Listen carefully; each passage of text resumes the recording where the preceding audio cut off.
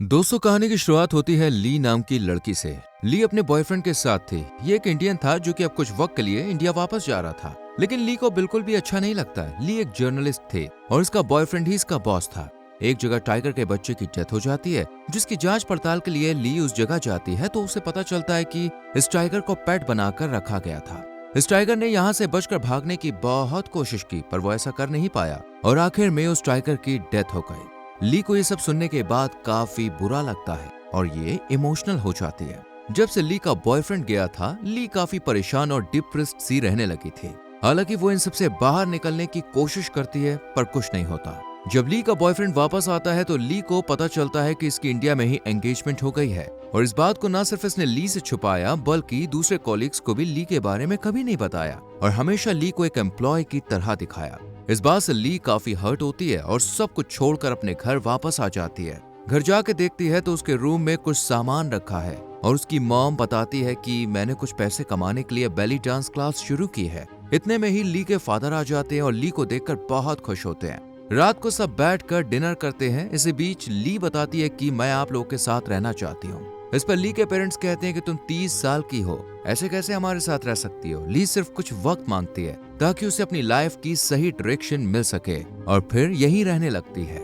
अगले दिन ली अपने स्कूल फ्रेंड टॉड से मिलती है। यहाँ टॉड ली से न्यूयॉर्क जॉब और उसके रिलेशनशिप के बारे में पूछता है, जिस पर ली बताती है कि जॉब का क्या होगा मुझे नहीं पता, लेकिन मेरा बॉयफ्रेंड एंगेज्ड है। इसके बाद ली टॉड से कहती है कि मैं यहीं कुछ टाइम बिताना चाहती हूँ और तुम लोगों के साथ एंजॉय करना चाहती हूँ। इसलिए ली अपनी स्कूल फ्रेंड मेल से मिलने जाती है, जो कि अब एक लोकल पब्लिक स्कूल की वाइस प्रिंसिपल थी। लेकिन मेल उसे ड्यूटी खत्म होने तक के लिए बाहर इंतजार करने के लिए कहती है और फिर दोनों स्कूल खत्म होने के बाद मिलते हैं। ली मेल को देखकर काफी शॉक थी कि इतनी कैसे बदल गई। मेल अपने बारे में बताती कि मैं और मेरा हस्बैंड पेरेंट्स बनना चाहते थे, लेकिन हमें अब तक कोई भी गुड न्यूज नहीं मिली, इसलिए मेल भी काफी स्ट्रेस में थी।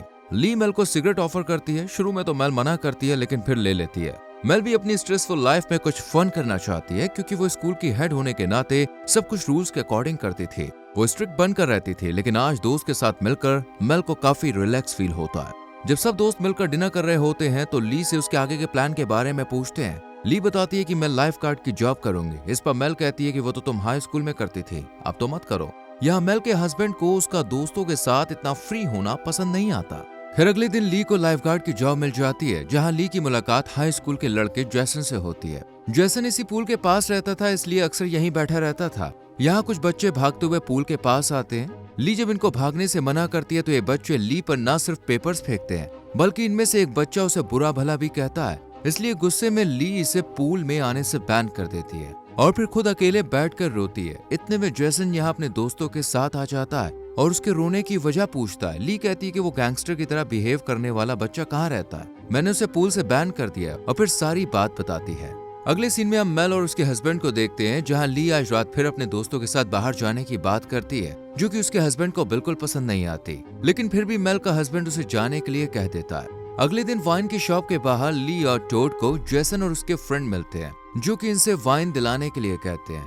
ली और टोड रात में इन्हें शराब दिलाने के लिए आते हैं और इनके साथ मेल भी थी, जो कि इनकी यह हरकत देखकर गुस्सा होकर कहती है कि तुम इन बच्चों को शराब नहीं दिला सकते, ये मेरे स्कूल के बच्चे हैं, मैं वाइस प्रिंसिपल हूँ, मैं इसे एक्सेप्ट नहीं कर सकती। ये सुनकर स्टूडेंट कहते हैं कि हम स्कूल ड्रॉप कर रहे हैं क्योंकि अब हम नई सिटी में जाने वाले, लेकिन फिर भी मेल इनका साथ नहीं देती और यहीं बाहर रुकती है। इसके साथ एक स्टूडेंट भी था, जिसे समझाते हुए मेल बताती है कि मैं भी हाई स्कूल में पढ़ाई पर फोकस नहीं करती थी, लेकिन फिर मैंने अपनी लाइफ सुधार ली। मेल की बातों से ये लड़का काफी इंस्पायर होता है और स्कूल से ड्रॉप करने का फैसला बदल लेता है। इधर ये भी स्मोक करते हैं और ली भी जैसन को स्कूल ना छोड़ने की सलाह देती है, क्योंकि टाइम उसकी लाइफ का सबसे इम्पोर्टेंट पार्ट था।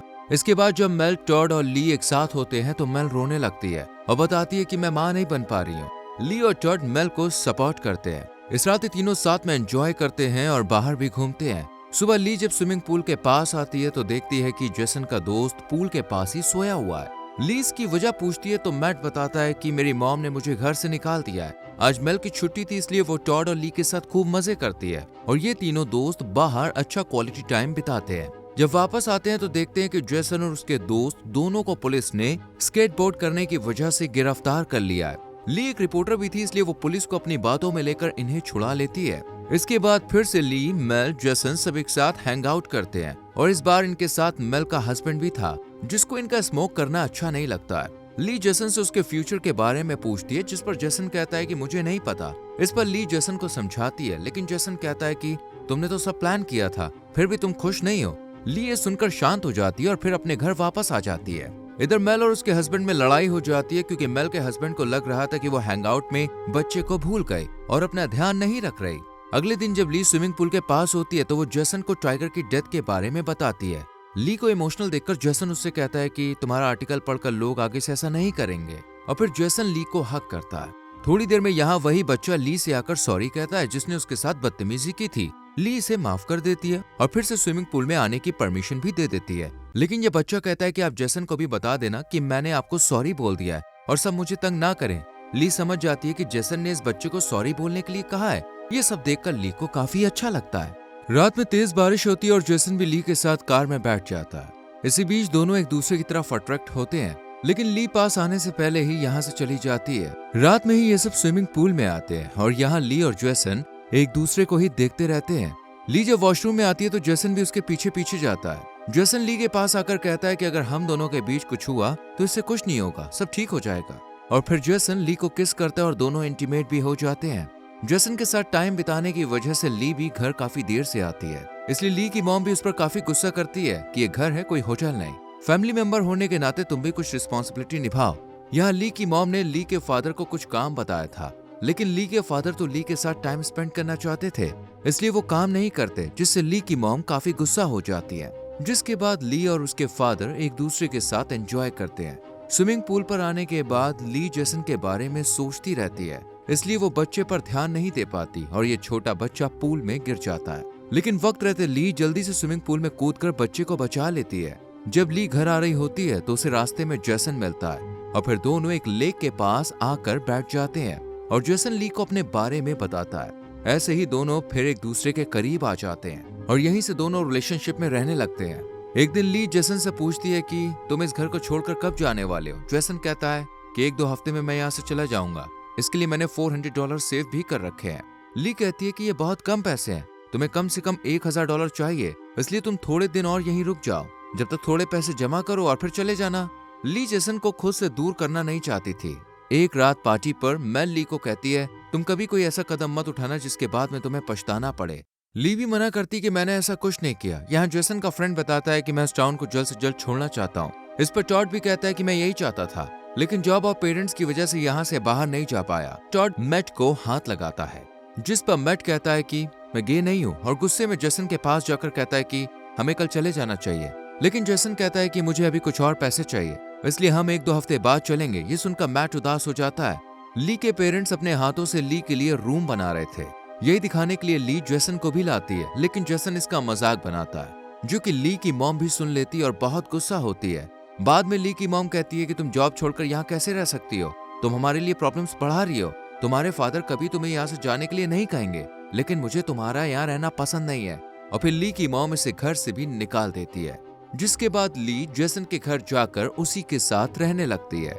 एक दिन ली को मैसेज आता है जिसमें इसे पता चलता है कि ली ने जो आर्टिकल लिखा था वो काफी अच्छा था और इसे अवार्ड भी दिया गया है, और साथ ही इस आर्टिकल के लिए ली को $1000 भी मिले थे। इस मैसेज में ये भी लिखा होता है कि आप बहुत टैलेंटेड हैं, लेकिन आपने जर्नलिज्म छोड़ दिया। ये सुनकर हमें काफी बुरा लगा।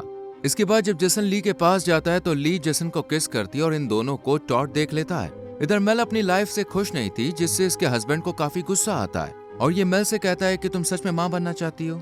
इस पर जब मेल हाँ कहती है तो उसका हस्बैंड इस वक्त इंटीमेट होने के लिए कहता है, जिस पर मेल मना कर देती है और दोनों में झगड़ा होने लगता है। जिसके बाद मेल टॉड के पास आकर उसे सब कुछ बताती है।